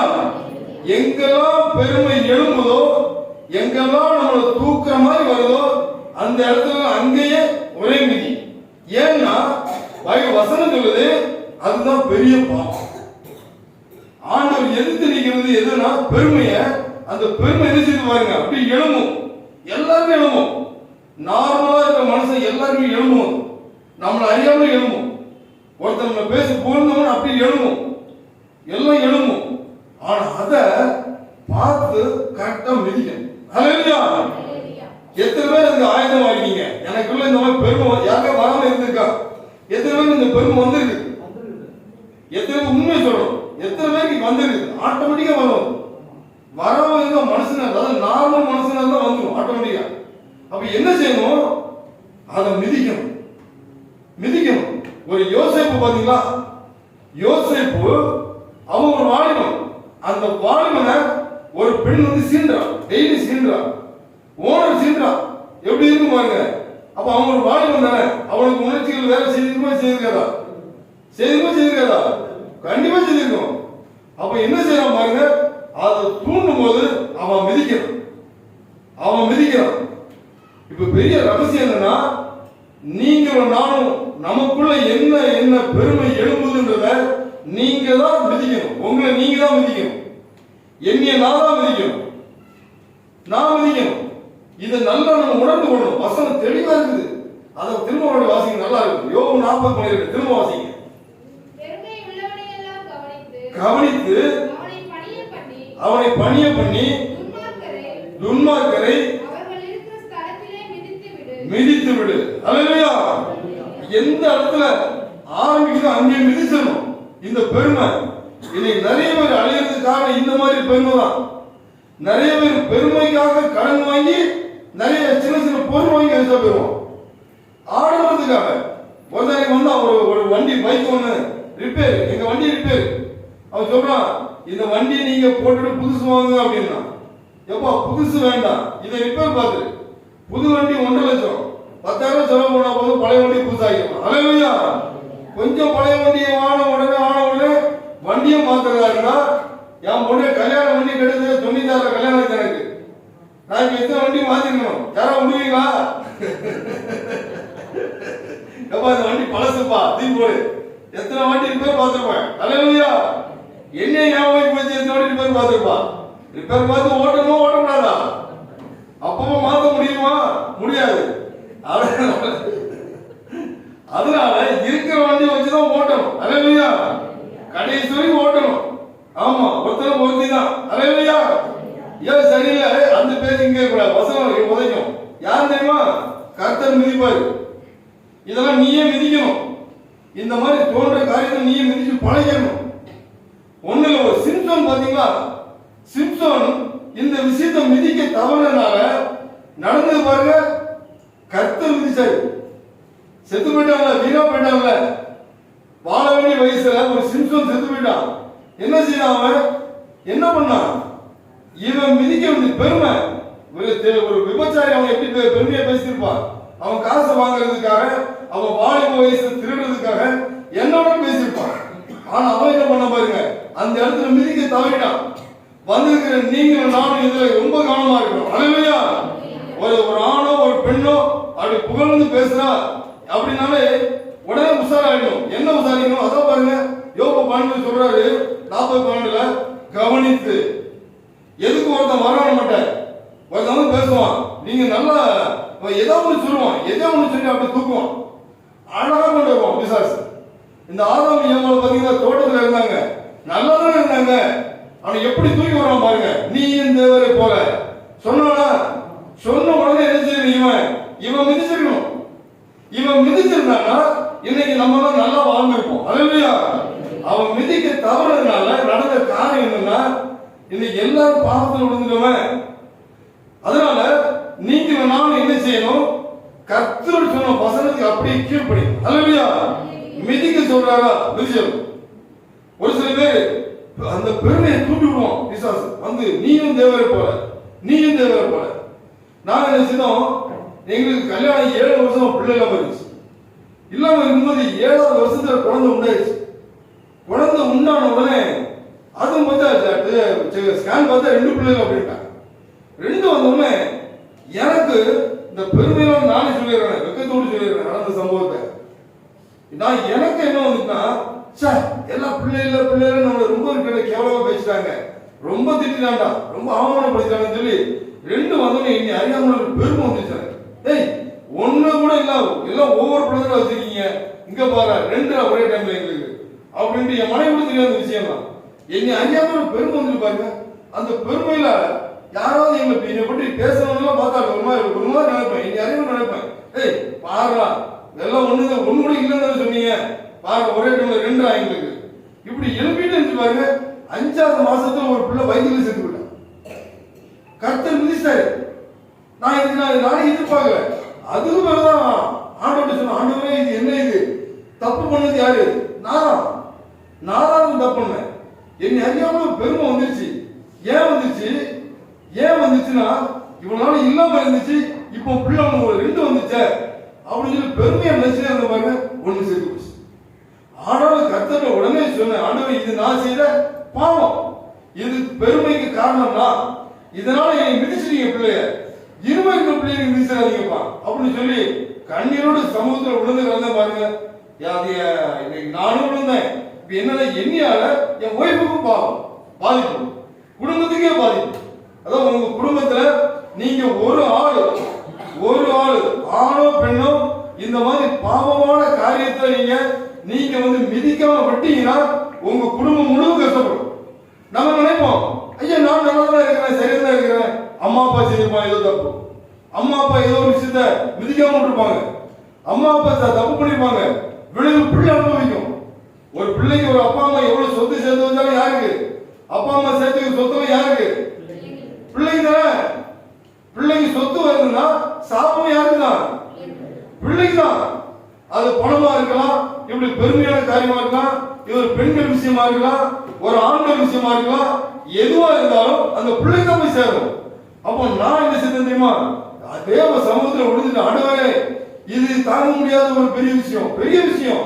டாக்டர் கேட்டா என்ன சொல்றாங்கன்னா 2 பிள்ளைங்க ஒண்ணு செத்து போச்சுங்க, ஒரு பிள்ளைய காப்பாற்றணும், மருந்து இல்லைன்றாங்க. மருந்து இல்ல, 2ல 1 காப்பாற்ற, 1 உயிரோட இருக்குல்ல, இருக்கிறத காப்பாற்ற முடியுமா டாக்டர் கேட்கிறோம். இந்த வித்தியாசத்துல வளப்படையில அவங்க சொல்றாங்க அப்படி ஒரு மருந்து கிடையாது. ஏன்னா ஒரு கர்ப்பப்பை உள்ள பக்கத்து ஒரு கவர்ல உள்ள பிள்ளை செத்து போச்சு, ஒரு இடத்துல ஜவ்வு தான் இருக்குது, அந்த பையன் உள்ள பிள்ளை உயிரோட இருக்கு. இப்ப இது 5ஆவது மாசத்துல இப்ப டாக்டர் சொல்றாங்கன்னா இந்த பிள்ளையை காப்பாற்ற முடியாது. எந்த பிள்ளைய? இருக்கிற பிள்ளையை காப்பாற்ற முடியாது. ஏன்னா அந்த பிள்ளையை காப்பாற்ற மருந்து கிடையாது. ஏன் மருந்து இல்லைன்னா இங்க என்ன செத்து போன பிள்ளையுடைய எஃபெக்ட் வந்து இந்த பாதிப்பு இந்த பக்கம் வந்துடும், வந்துச்சுன்னா அந்த பிள்ளையை காப்பாற்ற முடியாது அப்படின்றாங்க, முடியாதுன்றாங்க. இன்னொரு விஷயம் என்னன்னா இந்த 2 பேரும் வெளியே எடுத்தாதான் அம்மாவை காப்பாற்ற முடியுன்றாங்க. இது எப்படி இருந்து யோசிச்சு பாருங்க. 7 வருஷம் பிள்ளைலாம் இருந்து ஒருத்தருக்கு வந்த சோதனை பாருங்க. என்ன காரணம்? ஒரு பெருமையினாலதான். நான் தேவ சமூகத்தில் விழுந்த ஆண்டவரே செத்த பிள்ளை ஏன் போய் செத்துன்னு கேட்க மாட்டேன், இருக்கிற பிள்ளையை தாங்கப்பா, என்னை மன்னிங்க, என்னையே மன்னிங்க, நான் இந்த பாவம் செய்தேன், இது ஒரு தவறு செய்தேன், வேற தவறு இல்லை, எந்த பெருமையை நான் செஞ்சுட்டேன், என்னை மன்னிக்கின்ற ஆண்டு சமூகத்தில் விழுந்தேன். அந்த ஆஸ்பத்திரில இருந்து அப்படியே காலி பண்ணி வீட்டுக்கு கூட்டு வந்தேன். வீட்டுல கொண்டு பேசாம பழக்க வச்சிட்டேன். ப்ளீடிங் வேற ஆகிட்டே இருக்குது, என்ன ஆகும்னு தெரியாது, ஏதாவும் தெரியாது. டாக்டர் சொல்றாங்க கேரண்ட் இல்லைன்றாங்க. யாருக்கு கரண்ட் இல்ல? 3 பேருக்கு கரண்ட் இல்லைன்றாங்க. இப்ப நான் எப்படி இருக்கோம் பாருங்க, தனியா நிக்கிறேன். என்னதான் இருந்தாலும் அப்பா அம்மா எல்லாரும் சொந்த பந்தம் இருந்தாலும் ஒரு புருஷன் ஒரு மனைவி கவனிச்சீங்க எப்படி இருக்கும்? நான் ஆண்டவர் சமூகத்தை ஆண்டவரே கிருபையா கொடுத்துருங்க. செத்தது ஏன்னு தெரியாது எனக்கு, நான் கேள்வி எனக்கு தெரியும், ஆனா வெளியே டாக்டருக்கு தெரியாது, யாருமே தெரியாது. இந்த பாவனை செஞ்சு ஆண்டவரே மன்னின்னு சொல்லி ஆண்டவர் பாதத்தில் விழுந்தேன். ஆண்டவர் பாருங்க இறங்குங்க. அல்லேலூயா. யாராவது இது மாதிரி உங்களை அறியாம தவறு செய்து யாராவது பெருமை என்ற பாவத்துல யாராவது இருந்தீங்கன்னா நீங்க அதை திருத்தணும்ன்ற எண்ணம் இல்லாம இருந்தீங்கன்னா பெரிய ஆபத்துக்கு சந்திக்க வேண்டியது. அல்லேலூயா. அதாவது வசனம் சொல்லுது, தன் பாவங்களை மறைக்கிறவன் வாழ்வடைய மாட்டான், அறிக்கை செய்து விட்டு விடுகிறவன் ஆண்டவர் இறக்கத்தை கொடுத்தாரு. அல்லேலூயா. அப்போ நான் ஆண்டவர் எங்களை இறக்கம் செய்தாரு, அந்த பிள்ளைய பாதுகாத்தார். அல்லேலூயா. எந்த பிள்ளைய? உயிரோடு உள்ள பிள்ளைய அப்படியே பாதுகாத்து வளர வச்சாரு. அந்த இறந்து போன பிள்ளை பக்கத்து கவர்ல தான் இருக்குது, எங்கேயும் பேர் உள்ள வயிற்றுல தான் இருந்துச்சு. எத்தனை மாசம்? 9 10 மாசம் வரைக்கும் பாதுகாத்தார் கர்த்தர். அல்லேலூயா. அதுக்கு நீ எந்த மருந்து மாத்திரம் கிடையாது, எந்த மருந்து மாத்திரம் கிடையாது, அதுக்கு நீ எந்த ஒரு ட்ரீட்மெண்ட்டே கிடையாது. ஆனாலும் இறந்து போன பிள்ளை ஒரு பக்கம் இருக்குது, உயிரோடு உள்ள பிள்ளை ஒரு பக்கம் இருக்குது. இந்த கண்டிஷன்ல கர்த்தர் நார்மலான டெலிவரி கொடுத்தார். அல்லேலூயா. அந்த இருக்கிற பிள்ளை இப்ப வந்து என்ன பண்றது தெரியுமா? வயிற்றுல இருக்கும்போது டாக்டர் சொன்னாங்க இந்த இறந்து போன பிள்ளை பக்கத்துல இருக்கிறனால உயிரோடு உள்ள பிள்ளை வந்து குறைவுள்ள பிள்ளையா பிறக்கும், மனநலம் பாதிக்கப்பட்டுரும், மூளை வளர்ச்சி இருக்காது, கால் ஊனமா தான் பிறக்கும் அப்படிலாம் டாக்டர் எங்களுக்கு சொல்லி 8ஆவது மாசம் வரைக்கும் 2 பிள்ளைங்க எடுத்துன்னு சொல்லிட்டு ஆலோசனை கொடுக்குறாங்க விஞ்ஞானத்துல. ஆனா கர்த்தருடைய இறக்கம் பாத்தீங்களா, கைவிடவே இல்லை. அல்லேலூயா. கர்த்தர் கடைசி வரைக்கும் பாதுகாத்தாரு, அந்த பிள்ளை நார்மலான டெலிவரி கொடுத்தாரு. 2 பிள்ளைங்க வெளியே வந்தாங்க. செத்தது 5 மாசம் பிள்ளை, உயிரோடு நிறைவான பிள்ளை. அல்லேலூயா. நிறைவா கொடுத்தாரு. விஞ்ஞானம் டாக்டர் சொன்னது என்னன்னா எதெல்லாம் முடியாது, எதெல்லாம் இப்படி ஆகும் அப்படின்னாங்களோ அந்த பிள்ளை இப்போ நாங்க போற சபையில அவதான் கோயில பாடிட்டு இருக்கா. அல்லேலூயா. அவ படிப்பு தெரியுமா? சிஏ படிச்சுட்டு இருக்கான், ஆடிட்டர் படிக்கிறான். அவ்வளவு பெரிய அறிவு பிள்ளைக்கு கொடுத்துருக்காரு. அல்லேலூயா. உலகம் சொன்னது என்னன்னா அது ஒண்ணுமே செய்யாது, வேலை செய்யாது, வேலைக்கு ஆகாது, அந்த பிள்ளையை கொண்டுன்னு சொல்லி சொன்னான் விஞ்ஞானத்துல. ஆனா உருவாக்குற கர்த்தர் பாருங்க, தாயின் கருவில தெரிந்து கொண்ட கர்த்தர் பிள்ளையை ஆசீர்வதித்து வச்சிருக்காரு. அல்லேலூயா. உங்களுக்கும் கர்த்தர் அப்படி செய்வார். எப்ப தெரியுமா? உங்களை நீங்க மிதிக்கணும், உங்களை மிதிக்கணும், என்னை நான் மிதிக்கணும். எனக்குள்ள ஏதாவது பெருமை வந்தா உடனே ஆண்டவரே உடனே மிதிப்பேன். ஏன்னா கர்த்தர் மிதிச்சா என்ன ஆகும்? ஆள்காலி. அதனால வந்திருக்கிற எல்லாருக்கும் சொல்ற முக்கியமான செய்தி என்னன்னா, இந்த நாள்ல ஒரு நல்ல தீர்மானம் எடுங்க. அல்லேலூயா. அப்பா, நான் எந்த இடத்துலயும் எண்ணிய பெருமை வைக்க விட மாட்டேன்ப்பா. எனக்குள்ள உள்ள எந்த பெருமையும் வளர விட மாட்டேன். ஏன்னா எனக்குள்ள உள்ள பெருமை எனக்கு ஒண்ணுதான் தெரியும். உங்களுக்குள்ள உள்ள உங்களுக்கு தெரியும். தெரியுமா தெரியாதா? உங்களுக்கு தான் தெரியும். அது குடும்பத்துல நீங்க பாத்தீங்கன்னா ஒரு சில மருமகா அது ஒரு நான் வந்துட்டால அங்க கர்த்தர் எட்டி பாப்பா என்ன சவுண்ட் நாங்கெல்லாம் பரவாயில்லப்பா, இது கொஞ்சம் பரவாயில்ல சுமாரதான் இருக்கு, கர்த்தர் விட்டுருவாரு. எங்க மாமியாரா, ஐயோ மாமியாரா மருமகளை பார்த்து ஏய் அப்படின்னு நாயனா தொலைஞ்சது. மருமகா அப்படி. அதே மாதிரி ஆண்கள் அதே மாதிரி எந்த இடத்துலயும் நம்மளால உயர்த்தவே கூடாது. அல்ல, ஏன்னா தாழ்வுக்கு மட்டும்தான் கிருபை. அல்லையா? அதே மாதிரி வேலைக்கு போறீங்களா, ஆபீஸ்ல இருக்கீங்களா, யாராவது ஓனர் இருக்கா, எப்பா இப்படி செய்யக்கூடாது, சரிப்பா சரி அவ்வளவுதான், நான் வந்துடக்கூடாது. அதனால எல்லா இடத்துலயும் நம்முடைய வாழ்க்கையில எல்லா இடத்துலயும் தாழ்மையா இருக்கும்போது நடக்கிற காரியம் ஆசீர்வாதம். அல்லையா? ஒரு வஸ்தி பாருங்க, ஒரு எஸ்தர் வஸ்தி ஆகாஸ்வரி ராஜா கூப்பிடுறான், ஏமா இங்க வா. எல்லாரும் 127 நாட்டு ஆண்ட ஒரு ராஜா தன் மனைவியை பார்த்து கூப்பிடுறான், இங்க வா வா. எதுக்கு? மனைவி அழகா இருக்கா, அதை காட்ட ஒரு ஆசை இருக்கு புருஷனுக்கு. புருஷன் சொல்றதா ஒரு மனைவி கேட்கணும் கேட்கக்கூடாதா? கேட்கணும்ல. புருஷன் கூப்பிடுறான் வான்னு சொல்லி விடுறான், அவ சொல்றா வரமாட்டேன்றான். ஏன்? அவ அழகு, ரொம்ப அழகு. ஏன் அழகு? ஏன் இவன்கிட்ட போய் காட்டணும்? ஏன் அழகு நாயை காட்டணும்? ஏன் புருஷனுக்கு நாயை கீழ்படியணும்? இப்படி நிறைய பெண்கள் இருக்காங்க. அவனும் படிச்சிருக்கேன், நானும் படிச்சிருக்கேன். இன்னைக்கு ஒரு அன்னைக்கு ரமண பார்த்து பேசுறேன். ஏங்க புருஷன் சொல்லுங்க, நம்ம ஏன் கேட்கணுங்க? நான் ஏன் சாலையில நான் வாழ்றேன், அவன் சாலையில அவன் வாழ்றான். அப்ப பிறகு பிள்ளை இவன் வளர்கிறது, யார் வளர்கிறது? நான் சம்பாதிக்கிற சேலையில நான் வாழ்றேன், அவன் சம்பாதிக்கிற அவன் வாழ்றான். பிள்ளை மட்டும் பத்து போட்டு நீங்க யார் வளர்கிறது அப்படின்னு கேட்டல. போங்க, இதெல்லாம் பேச்சுக்காக போயிட்டே இருக்குது. எப்படி போயிட்டு பாருங்க. அதனால இந்த உலகத்துல வாழ்ற வசதி பாருங்க, நான் வர மாட்டேன் அப்படின்னா இந்த அழகா புரிஞ்சவன் என்ன நினைச்சிருக்கணும்? அவன் என்ன நினைச்சிருக்கணும்? 127 நாட்டுக்கு என் புருஷன் ராஜா, இவன் யாருக்கும் ராணி தானே. அந்த புத்தியில அது கூட தெரியல பாருங்க. அவளுக்கு காரணம் அவளுடைய பெருமை அவளை மறைச்சிருச்சு. அந்த பெருமை அவளை மறைச்சிருச்சு. நம்ம ராஜா பக்கத்துல உட்கார ஆசைப்படணும், படக்கூடாதா? உட்காரக்கூடாதா? புருஷனோட வண்டியில போறீங்க, பக்கத்துல உட்காந்து போவாசியா இருக்கா, தள்ளி உட்காந்து போவாசியா இருக்கா? சொல்லுங்க, தனியா முடிச்சு பேசுவோம்.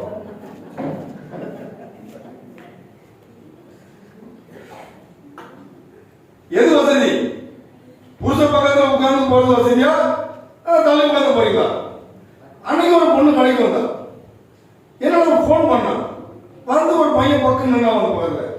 என்ன பண்ணி கேட்டேன், அதுதாங்க ராபிட்டோ வண்டி வந்திருக்கான் புதுசா. என்ன குடும்பம் கேட்டா, புதுசு மேல இருக்கான், வீட்டு மேல, எங்க வீட்டுல வாடகை இருக்கான், அவன் மேல வாடகை இருக்கான், அவன் வீட்டுலதான் படுத்திருக்கான். ஏமா அவனை கொண்டு படுத்த வேண்டியதுன்னா, அவன்கிட்ட கெஞ்சதான் இவனுக்கு போன் பண்ண வந்து கூட்டி போயிடுவான். பாருங்க, அவனை கூட்டி போன்னு சொல்லி கெஞ்சிருமா. புருஷனை கேட்க வேண்டியது வீட்டுல வந்து மன மாதிரி இருக்கான். எவனையும் ஒருத்தர் மேல வண்டியில போறீங்க நீ ஏமா அப்படின்னா, என்ன இப்பெல்லாம் காசு கேட்டு இருக்குது, அவனையானு கேட்கணும். எல்லாம் அலட்சியமா போச்சு, எல்லாம் சாதாரணமா அசால்ட்டா போயிட்டே இருக்காங்க. என்ன காரணம்? பெருமை, பணப்பெருமை. பணம் எப்படி இருக்குது, நான் இதெல்லாம் போயிருவேன், எவன் முடியும் போயிட்டு வருவேன். இப்படிப்பட்ட உலகத்துல இருக்கிற நம்மளை பார்த்து கருத்து சொல்ற காரியம். யோபு 40 திரும்ப வாசிங்க. பெருமை உள்ளவனை எல்லாம் கவனித்து அவனை பணிய பண்ணி துன்மார்க்கரை அவர்களில் இருக்கிற ஸ்தலத்திலே மிதித்து விடு. துன்மார்க்கரை அவன் இருக்கிற ஸ்தலத்திலே மிதிக்கணும். அல்லேலூயா. எத்தனை பேர் மிதிக்க நீங்க ஆயத்தமா இருக்கீங்க? யார் யாருக்குள்ள என்னென்ன விதமான பெருமை இருக்குது, என்னென்ன துன்மார்க்கம் இருக்குன்றதெல்லாம் உங்களுக்கு தெரியும். எல்லாம் கண்ண மூடு ஒரு நிமிஷம் இதுக்காக நம்ம ஜெபிச்சிருவோம். அல்லேலூயா. தகப்பனே, இந்த வேளையில ராஜா என்னென்ன காரியங்கள், என்னென்ன துன்மார்க்கங்கள் எங்களுடைய வாழ்க்கையில இருக்குதோ, பெருமை இருக்குதோ, எல்லாம் இந்த நாளோடு அழியட்டும். அல்லேலூயா. எல்லாம் ஒப்பு கொடுங்க. அல்லேலூயா. ஒப்பு கொடுங்க. இந்த நாளோடு அழியட்டும். ஆமா, இதால வர எல்லா சாபங்கள், எத்தனையோ விதவிதமான பிரச்சனை குடும்பத்துல எங்களை அறியாம நடந்த காரியம், இதெல்லாம் விட உதவி செய்யுங்கப்பா. இயேசுவின் நாமத்தில் ஜெபிக்கிறோம் பிதாவே. ஆமென். ஹல்லேலூயா. அடுத்த ஒரு காரியம் பாருங்க. ஆதியாகமம் 12:1 திரும்ப வாசிங்க. கர்த்தர் ஆபிரகாமை நோக்கி, ஆபிரகாமை நோக்கி, நீ உன் தேசத்தையும் இனத்தையும். ஹல்லேலூயா. முதல்ல எதை விட்டாரு? தேசம். இப்ப இரண்டாவது இனத்தை விட சொல்றாரு. இனம்னா என்ன? லேவியராகமம் 25:25 வாசிங்க.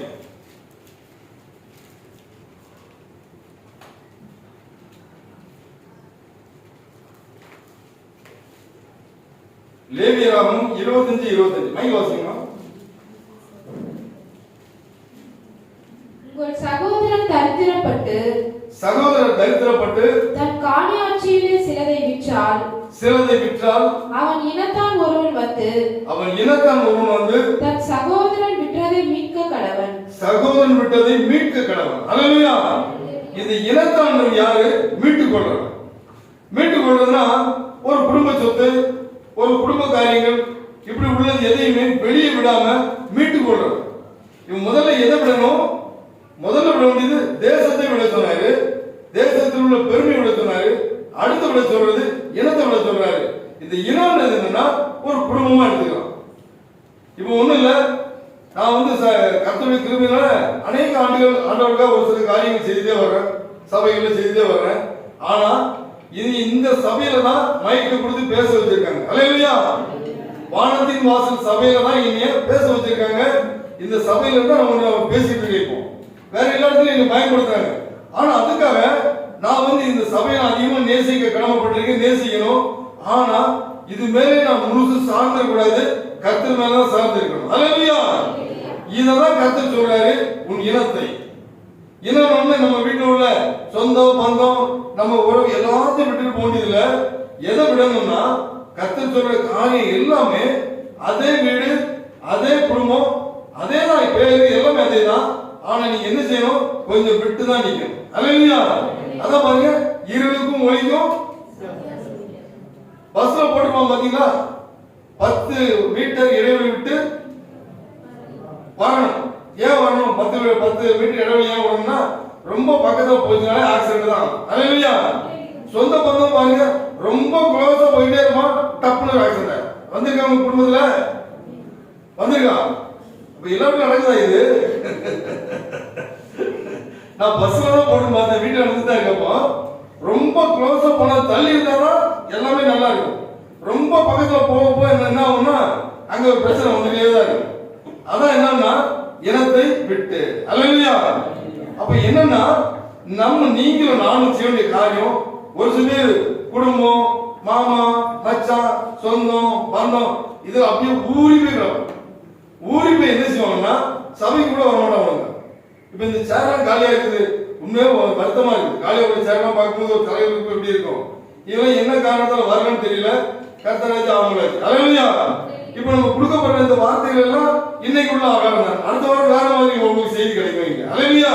இப்ப இன்னைக்கு உள்ள ஆசீர்வாதத்தை பெற்றவங்க நீங்க எல்லாம் யாரு? பாக்கியவான்கள். ஹல்லேலூயா. அப்ப என்னன்னா என்ன விஷயம்னா நிறைய பேர் இந்த இனம்ன்ற பேரு வரும்போது அப்படியே க்ளோஸ் ஆயிடுவாங்க. சொந்த பந்தத்தை நம்ம விடவே கூடாது. சொந்த பந்தம் கண்டிப்பா நமக்கு வேணும். அண்ணன் தம்பி உறவு, எல்லா உறவும் கண்டிப்பா வேணும். ஆனா எல்லாமே கர்த்தருக்கு 2 பேர்கள் தான். ஹல்லேலூயா. முதலாவது தேவனுடைய ராஜ்யம். இந்த வைராஜ்யம் உங்களுக்கு முதல்ல இருக்கணும். முதலாவது தேவனுடைய ராஜ்யம். நீங்க செய்யற காரியம் எதுவா இருந்தாலும் சரி, முதல்ல ஆண்டவர். முதல் வருமானமா, முதல்ல ஆண்டவர். நேரமா, முதல்ல அவருக்கு தான். அதிகாலையில் எழுமணும், கர்த்தருக்கு கொடுத்துருங்க. ஹல்லேலூயா. நீங்க ஜெபிக்கவே இல்லைன்னா வேதமா வாசிங்க. இரண்டுமே செய்யறது கூட பரவாயில்ல. கர்த்தர் செய்த நன்மை நினைச்சு துதிச்சுட்டு ஒரு ஓரமா உட்கார்ந்துருங்க. ஹல்லேலூயா. இதை விட்டுட்டு இன்னைக்கு நம்ம என்னென்ன செய்யலாம்னு பிளான் பண்ணாதீங்க. ஹல்லேலூயா.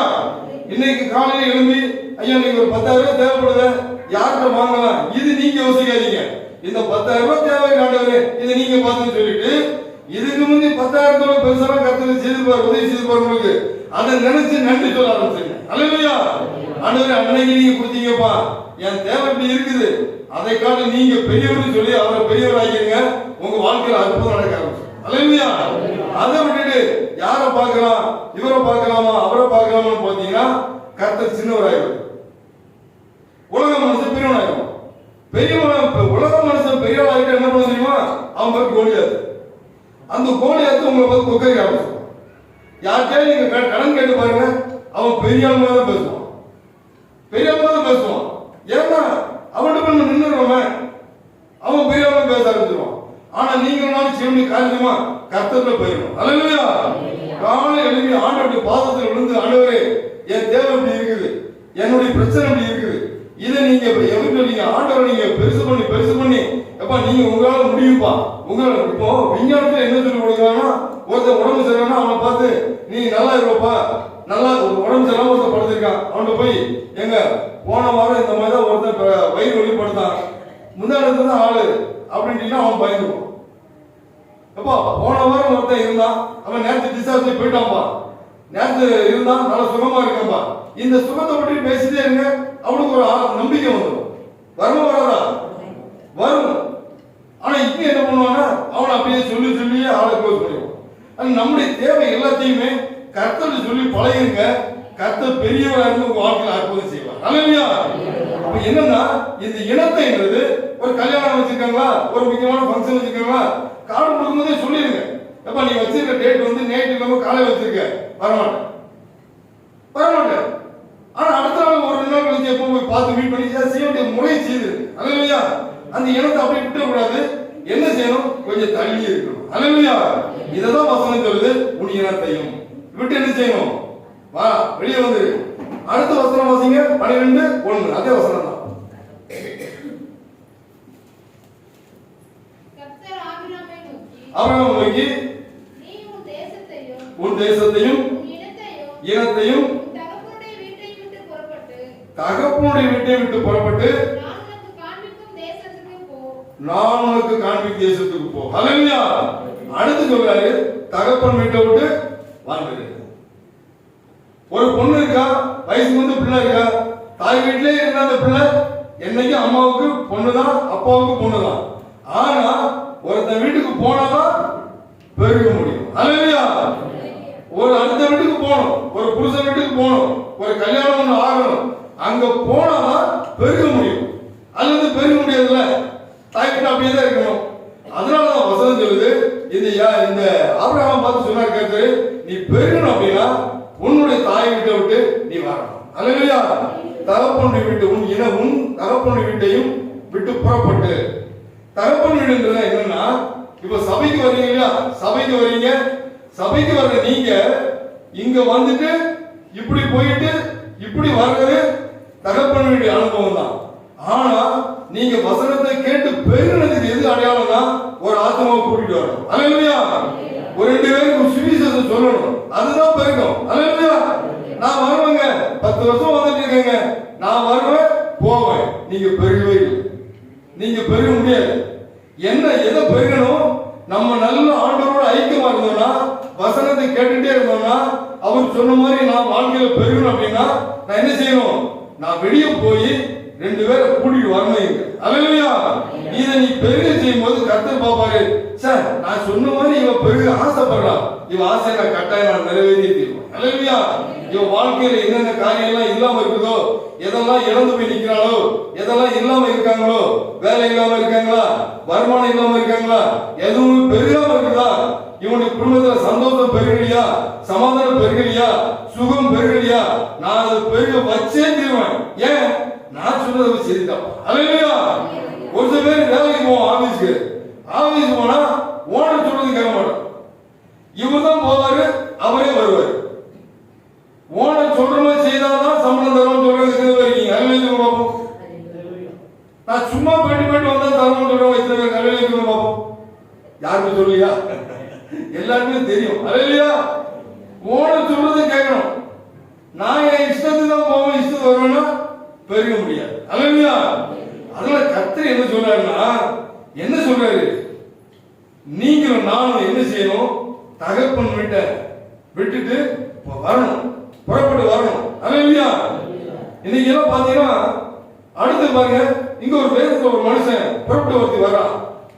இது வசனம் வாசிங்க, ஆதியாகமம் 24:60 வாசிப்போம். ஒரு பெண் வர்றான்,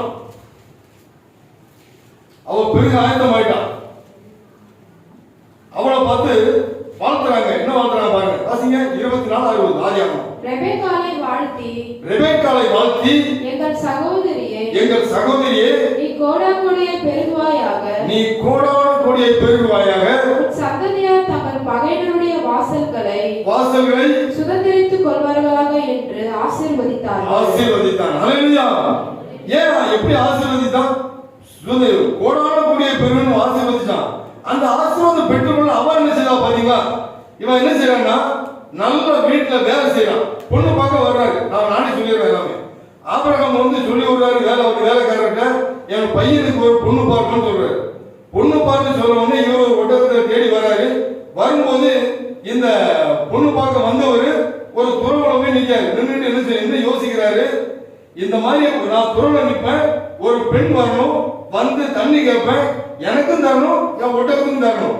அப்படி யாரோ தந்தாங்கன்னா அந்த பெண்ணு தான் என்னுடைய இந்த ஆபிரகாமுடைய மகனாகிய ஈசாக்குக்கு மனைவி. அப்படி முடிவு பண்ணியாச்சு.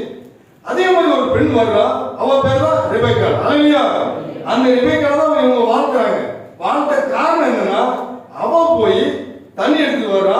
வரும்போது இந்த எலியேசர் கேட்கிறாரு, கொஞ்சம் குடிக்க தண்ணி தான் கேட்டவனே. அவன் சொல்றா, உங்களுக்கும் தண்ணி தருவேன், ஒட்டகத்துக்கும் தண்ணி தருவேன். ஹல்லேலூயா.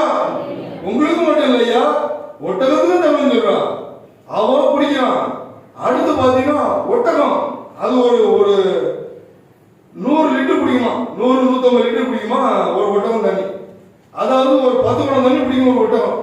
10 ஒட்டகத்துக்கு தண்ணி ஊத்துறா, 100 குடம் தண்ணி எடுத்து வந்துருக்கா. கீழே போய் மேல ஏறி எடுத்து. இது என்னன்னா என்ன அர்த்தம்னா, அவ்வளவு ஊழியம் பண்ணியிருக்கா. ஹல்லேலூயா. கர்த்தர் உங்களை அதிகமா ஆசீர்வதிக்கணும்னா, உங்களை பெருக செய்யணும்னா கர்த்தருக்காக ஊழியம் பண்ணணும். ஹல்லேலூயா.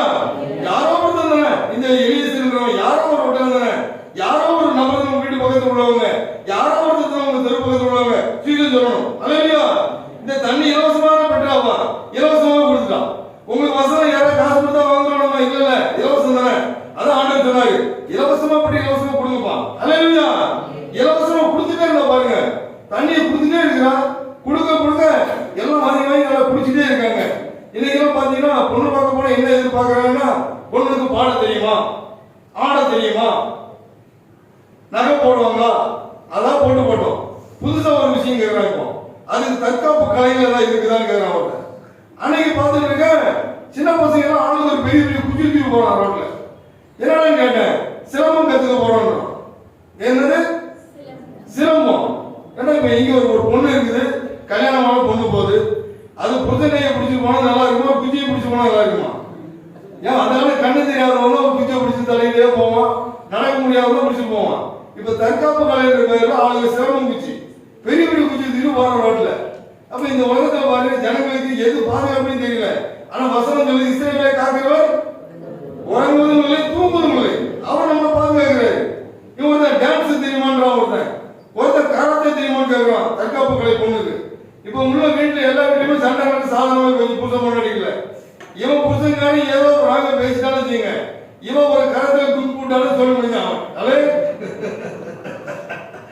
அவன் சும்மா வார்த்தையாலே அடிச்சு கொள்றான். ஒரு வீட்டுல சண்டை இருக்குது. இங்க பாருங்க, ஒரு குத்துமா மூந்து கிடப்பான். அப்புறம் அவனை தூக்கி வச்சு பாடு பார்க்கணும். எதுக்கு இந்த மாம்பு? அதனால கர்த்தருடைய பிள்ளைகள் எல்லாருமே அதிகமா ஜெபிக்கிற ஆளா பாருங்க. ஹல்லேலூயா. பொண்ணு பார்க்க போறோமா, மாப்பிள்ளை பார்க்க போறோமா, பையன் நல்லா ஜெபிக்கிறானா, நல்ல ஆராதனை நடத்துறானா, நல்லா வேதம் வாசிக்கிறானா, இப்படி செலக்ட் பண்ணணும். கர்த்தருக்குள் பார்க்கணும். ஹல்லேலூயா. இவன் பாத்தீங்கன்னா கராத்தே படிச்சவன், குங்கு தெரிஞ்சவன், டான்ஸ் ஆட தெரிஞ்சவன், பொண்டாட்டில வரவங்க காப்பி விட்டவன அவன் டான்ஸ் ஆட எப்படி இருக்கும்? ஆடல் காணியம் சொல்லி ஆடினா தூய்மொழி மீச்சரமான இருக்கும். அவனே டேடா வந்திருப்பான். ஹல்லேலூயா. அதனால கர்த்தருடைய பிள்ளைக்கு எப்பவுமே இந்த மாதிரி உலக காரியத்துல போகாம நல்ல உழைக்கிறவனா இருக்கணும். ஹல்லேலூயா. கர்த்தருக்காக உழைக்கிறவனா இருக்கணும். அடுத்து கொஞ்ச நாள் தண்ணி கேட்டா இஷ்டத்துக்கு கொடுத்தாவா தண்ணி எல்லாம் குடிச்சுக்கிட்டே இருக்காங்க. அதுக்கு அவன் என்ன பண்ண தெரியுமா? ஒரு வசனம் வாசிங்க, 24-22. இவ கொடுத்த தண்ணி தான். ஆனா எலியேசர் என்ன பண்ணுவான் பாருங்க. ஒட்டகங்கள் குடித்து தீர்ந்த பின் அந்த மனிதன் அரை சேக்கல் எடையுள்ள பொற்காதனியையும் அவள் கைகளுக்கு 10 சேக்கல் எடை பொன்னுள்ள 2 கடகங்களையும் எடுத்து கொடுத்து யாருடைய யாருடைய போதும் இவன் கொடுத்தது வெறும் தண்ணி தான், கொடுத்தது வெறும் ஜீவ தண்ணி தான் நீங்க கொடுப்பீங்க உங்க வீட்டு பக்கத்துல உள்ள ஜனங்களுக்கு. என்ன தண்ணி? ஜீவ தண்ணி ஆகிய கிறிஸ்துவ நீங்க கொடுங்க. நீங்க கொடுங்க, உங்களுக்கு என்ன தெரியுமா திருப்பி ஆண்டவர் தருவாரு? பொற்கடைகள் தருவார். அல்லேலூயா. உங்களுக்கு ஆசீர்வாதம் தருவாரு. நீங்க அநேக ஆசீர்வாதத்துக்கு ஓடிட்டு இருக்கோம் இல்லையா? நம்ம இன்னைக்கு ஐயா எனக்கு இந்த ஆசீர்வாதம் வேணும் அந்த ஆசீர்வாதம் வேணும் ஓடுறோம் இல்லையா? நம்ம செய்ய வேண்டிய காரியம் கர்த்தருக்காக தண்ணி, ஜீவ தண்ணீரை மட்டும் கொடுத்துருங்க மக்களுக்கு. இந்த அழகப்பத்திரி ஏரியாவில் எல்லா ஜனங்களுக்கும் ஜீவ தண்ணீர் கொடுங்க. ஜீவ தண்ணீர் எல்லாம் அதிகமா கொடுக்காதவங்க டாஸ்மாக் தண்ணியை போய் அதை குடிச்சிட்டு ஜனங்க பாத்துருக்கீங்களா? பால்வாங்க கூட கூட்டம் இல்லை, பால் கடையில் கூட்டமே இல்லை, அந்த தண்ணி கடையில பார்த்தா அவ்வளவு கூட்டமா இருக்குது. காரணம் என்னன்னா ஜீவ தண்ணி நம்ம மக்கள் நம்ம கொடுக்கல. நம்ம மேல தப்பு தான். நம்ம கொடுக்கணும், நான் கொடுக்கணும், நீங்க கொடுக்கணும். இதெல்லாம் நீங்க ஒரு பாரமா எடுத்துங்க. அல்லேலூயா.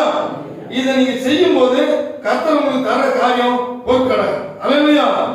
அடுத்து பாருங்க ஆதியாகமம் 24 57 வாசிங்க. வேற பேரு டைம் ஆயிடுச்சு. அப்பொழுது அவர்கள் பெண்ணை அழைத்து அவள் வாய்ப்பிறப்பை கேட்போம் என்று சொல்லி ரெபெக்காளை அழைத்து இந்த மனிதனோடே கூட போகிறாயா என்று கேட்டார்கள். அவள் போகிறேன் அப்படின்ட்டா. அல்லேலூயா. வந்துட்டு நீங்க எல்லாருமே ஆயத்தமா இருக்கணும். நம்ம ஒரு ஊழியத்துக்கு வரியா, இந்த இடத்துக்கு போறியா, நான் போறேன். ஆண்களும் அதே மாதிரி சபையின் சார்பில் நடக்கிற எல்லா கூட்டங்களுக்கும் நான் உடனே வருவேன், உடனே செய்யறேன். அல்லேலூயா. உடனே வருவேன், உடனே செய்யறேன். ஏதாவது ஊழியத்துக்கு போக சொல்றாங்களா, நான் போறேன். சபையை கொஞ்சம் கிளீன் பண்ணி சொல்றாங்களா, நான் கிளீன் பண்றேன். எப்படி? உற்சாகமா இருக்கணும். அல்லேலூயா. எதுக்கு? நீ எவ்வளவு தூரம் நீ ஆண்டவருக்கு எஃபர்ட் கொடுக்குறீங்களோ, எவ்வளவுக்கு ஆண்டவருக்கு நீங்க உற்சாகமா நீங்க எல்லா காரியமும் செய்றீங்களோ அந்த அளவுக்கு உங்களுக்கு ஆசீர்வதிப்பார். அல்லேலூயா. நீ அந்த அளவுக்கு நீங்க பெருகுவீங்க. எல்லாருக்கும் பிரியமானவனே ஆத்மா வாழ்ந்தவங்கள எல்லாத்துலயும் வாழ்ந்து நீங்க சுகமா இருப்பீங்க. எப்போ? இந்த ஆயத்தமா இருக்கும்போது. இந்த ரெபெக்காள் சொல்றா, நான் போறேன் அப்படின்றான். நான் போறேன், உடனே போறேன் அப்படின்ட்டான். அதனால வந்துட்டு நீங்க எல்லாரும் செய்ய காரியம் எப்பவும் ஆயத்தமாவே இருக்கும். அல்லேலூயா. அடுத்து பாருங்க இன்னொரு வசனம் வாசிங்க. ஆதியாகமம் 19:14 வாசிங்க. இன்னொரு மனுஷன் பாருங்க, கர்த்தரே சொல்றாரு, எப்ப நீ போன்னு சொல்றாரு, அவன் போக மாட்டேன். ஒருத்தன் பாருங்க கர்த்தர் சொல்றாரு போ அப்படின்றாரு, பிழைச்சுக்க, ஒரு பெரிய ஆபத்து வருது, பிழைச்சுக்க போ அப்படின்னா அவன் போக மாட்டான்.